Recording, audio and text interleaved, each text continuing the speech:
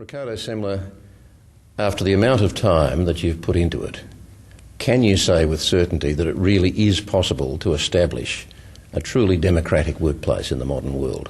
Oh, absolutely. I mean, if I went back to the company today and said, do these 5,000 people look like exactly the kind of people with the kind of happiness that I'd like to see, enthusiastically getting up on Monday morning and going to work? I said, no. Do they have enough power to actually change alone the path of this or that? Probably not. But it's an experiment that after 25 years and 25 years of growth in all kinds of conditions demonstrates that it's a much more stable mechanism for people working together than the traditional business model. Have you had to make more compromises with your original ideal for Semco as the company has grown? Every time we grew very much, we had to go back a little bit in our process. We would then pick up a little bit more. But I would say that in the first 3-4 years, back then, we already made the compromise that were necessary to human nature. And the fact that a lot of the idealism behind, let's all do this together and so forth, was lost. But the process and the architecture of an organization that can survive a new world, that one didn't have to be compromised. Well, we might just quickly move through a few basic areas and test how democratic a process it is. To what extent is management chosen by workers, elected? There's no process other than being anonymously evaluated by your subordinates. So there's no process by which I, for example, could choose someone without first having that person be interviewed by his or her future subordinates. So in that sense, it's a process that's that can't be diverted by management power. So if his or her subordinates gave the thumbs down, that person would not get the job? They would not get the job at all, no. There's no chance of someone being...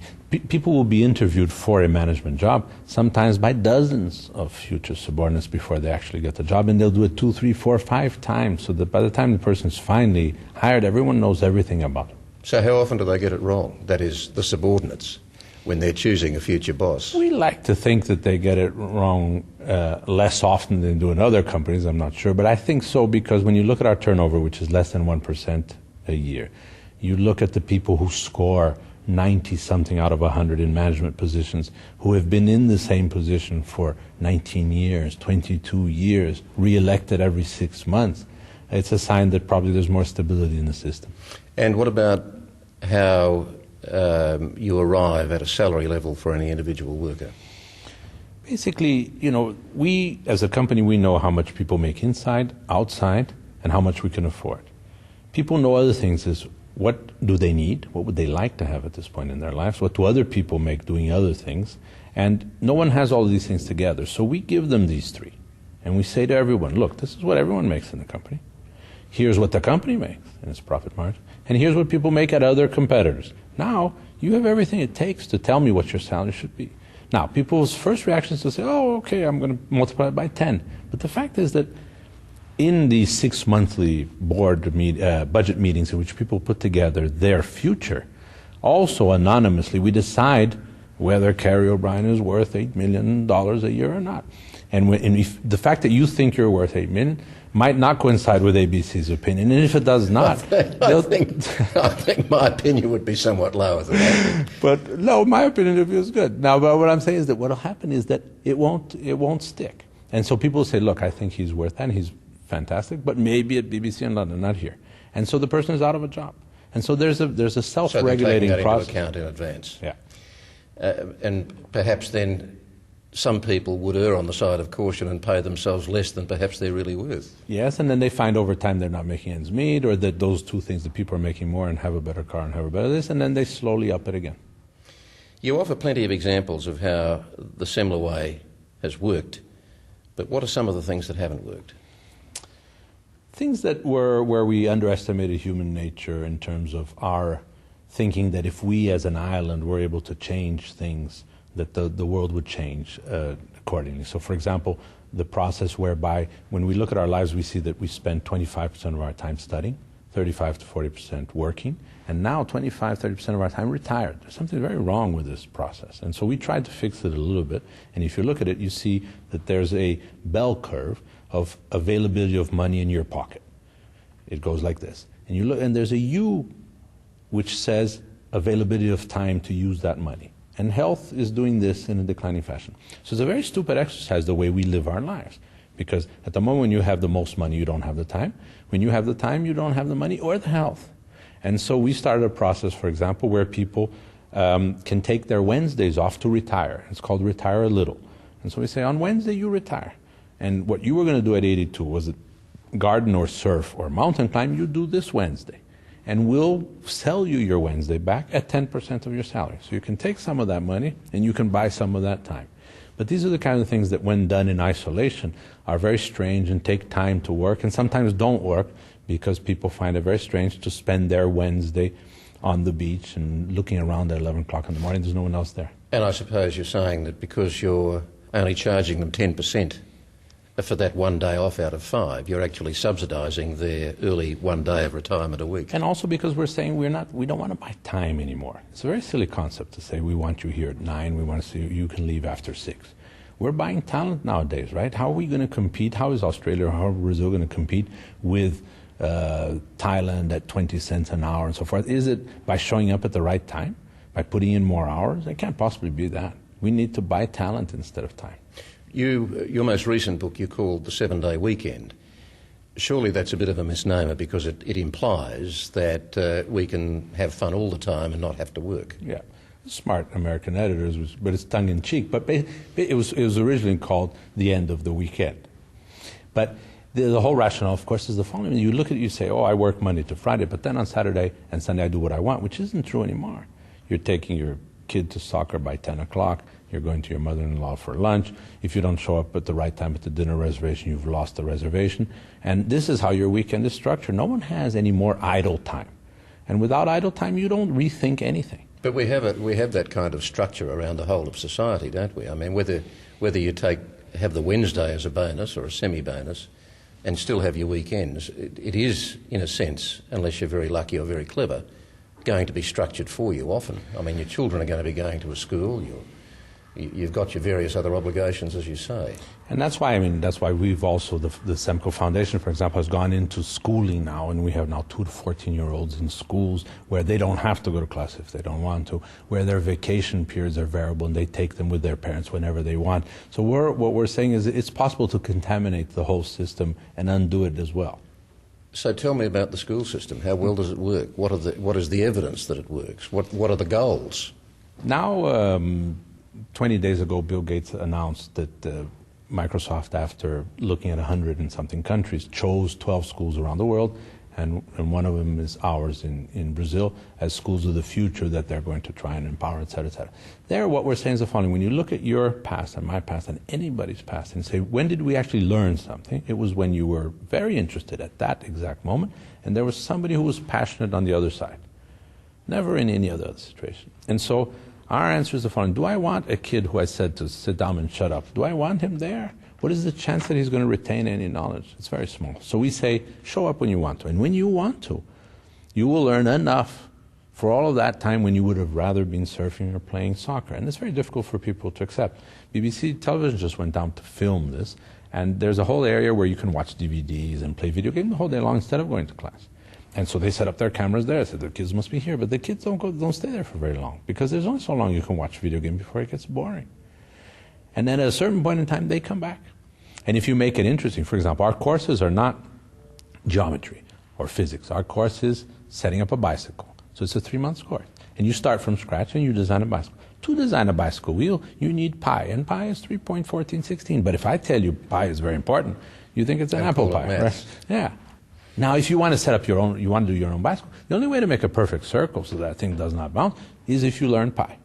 And so we set up these courses, and we have chemistry in the kitchen, and we find a different way of saying, this is very interesting stuff. It's just that we made it so boring, and we divided it into disciplines, and we made your life so terrible that you hate it.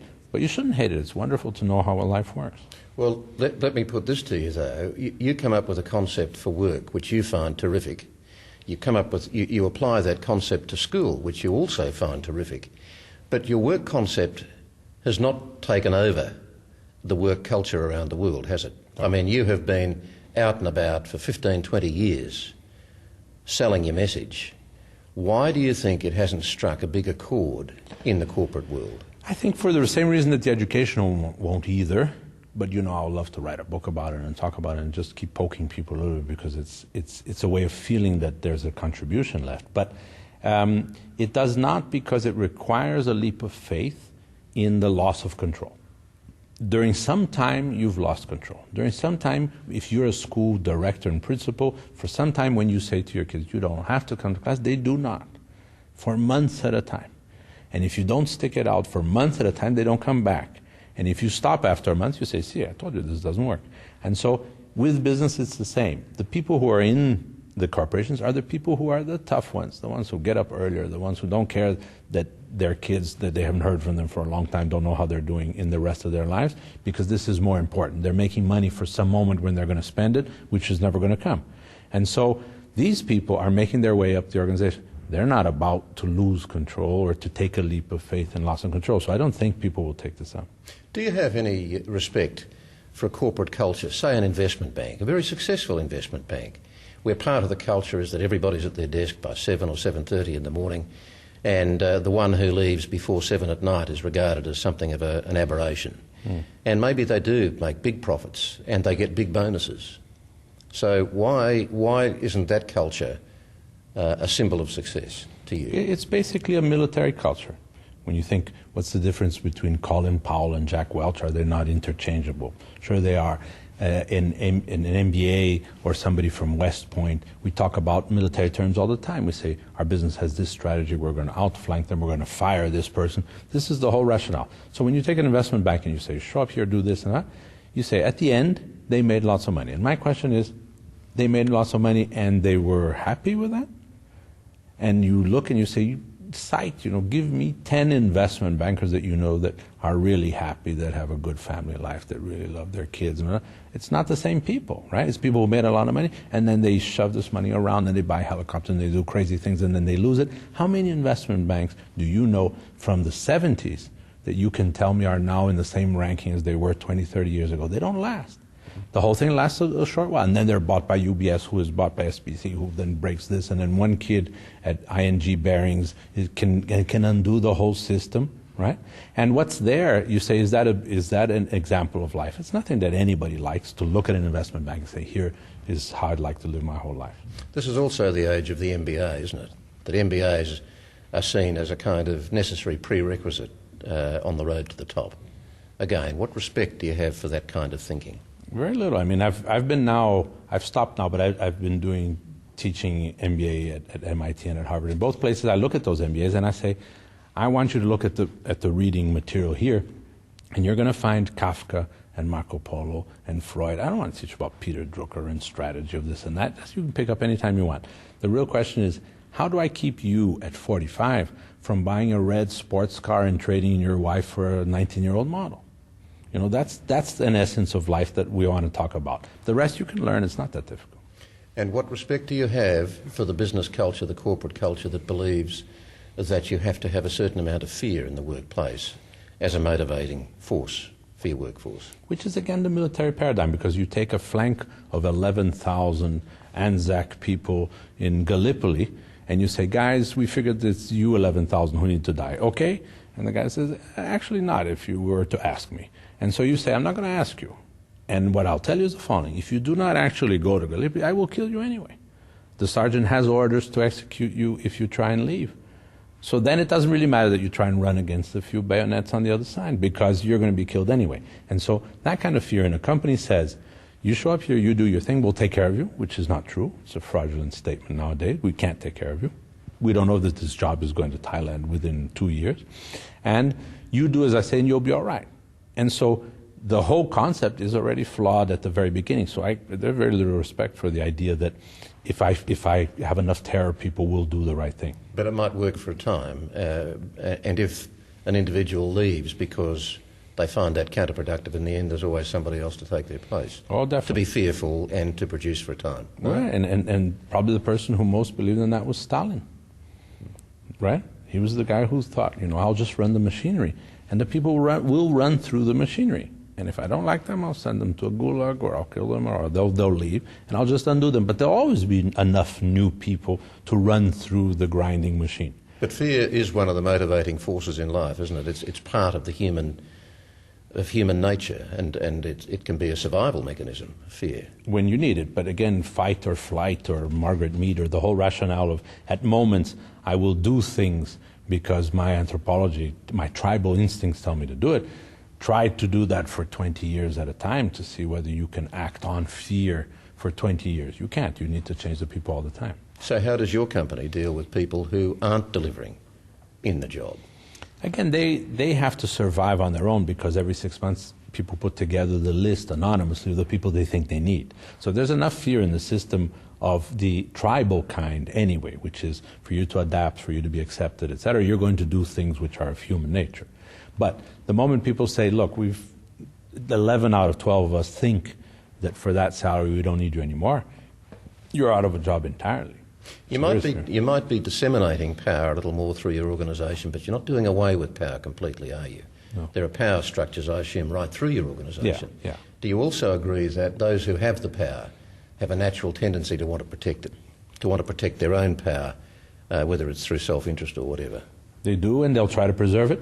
And we're not trying to do away with human nature or leadership at all. What will happen, though, is that every 6 months, when they're evaluated anonymously by all the people who work below and around them, they're now in trouble, because now they have a parameter which says you used to be an 85 out of 100, you're now a 72. When you become a 60, there's no place for you anymore. So there's only so much you can do with that power before the fact that you're being graded anonymously will solve the issue. So what happens from here for you? Because I know you've got no great respect either for the 5-year plan. Do you have any idea where you and Semco will be 5 years from now? No, and I try not to think about it in the sense that it will always be, I think people's futures are always based on wishful thinking. You don't really say, I see myself 5 years from now in a hospital with a tremendous cancer problem. I don't see people looking at themselves 5 years ahead and seeing that, if they don't have the antecedents. So basically, people are wishful thinking. I will be better, the company will be better, I will be happier, I will have more kids, and so forth.